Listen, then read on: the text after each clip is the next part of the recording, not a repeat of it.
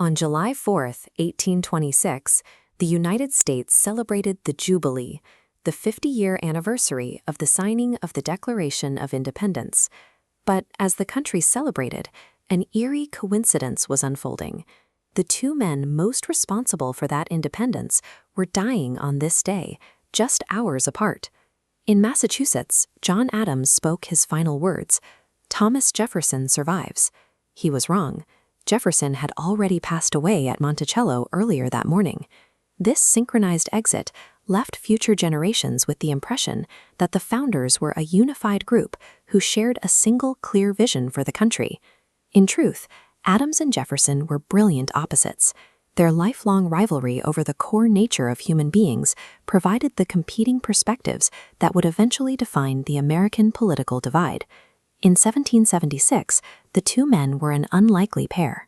John Adams was the combative, honest Atlas of independence, while Thomas Jefferson was the quiet, eloquent Virginian.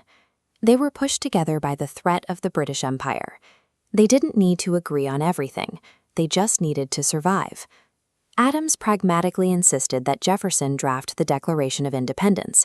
He recognized Jefferson's talent as a writer and understood that a Virginian needed to be at the head of the business to secure the colony's support.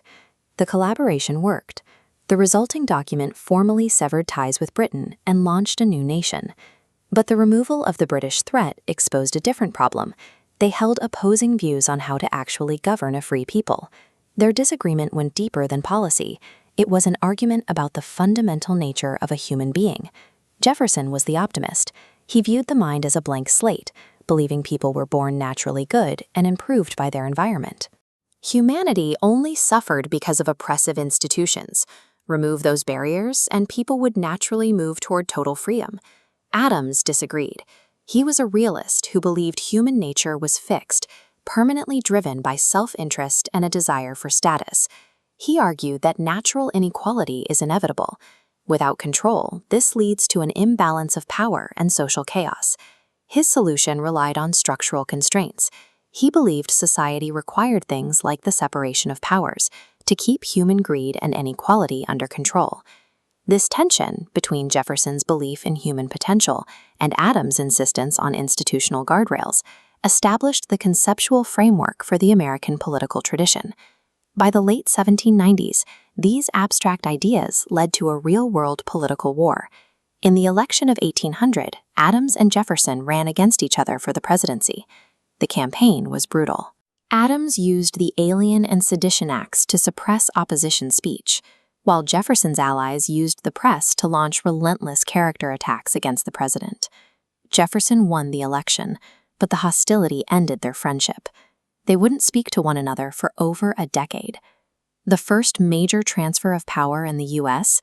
wasn't a moment of shared philosophy, but a victory for one specific vision of humanity over another. In 1812, their mutual friend Benjamin Rush convinced the aging rivals to resume writing letters. They spent their final years debating the history of the Revolution. Both men realized that the full, objective truth of their actions was likely lost to history. Neither man changed his mind. Adams remained the realist, and Jefferson remained the optimist. Their final correspondence suggests an unspoken realization. The country required both of their perspectives to function. When we look at political polarization today, it's easy to assume the system is failing or deviating from the founders' intent. However, the Constitution was built specifically to house this clash. It provides the container that balances the drive for progress against the need for structural restraint. The American political system continues to process the same friction that Adams and Jefferson first identified, operating as a home for two contradictory yet necessary visions of humanity.